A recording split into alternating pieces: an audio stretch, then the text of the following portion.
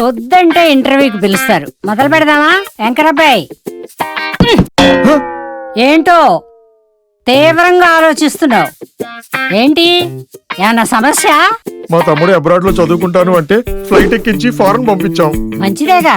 వాడి ఖర్చులకి ఇంట్లో ఉన్న బంగారం అంతా తాకట్టుకి పంపించాం. ఇప్పుడేమో వడ్డీలు కట్టలేక అల్లాడిపోతున్నాం. ఛ, తాకట్టు పెట్టకుండా అసలు అప్పుడే అమ్మేసినా బాగుండేది.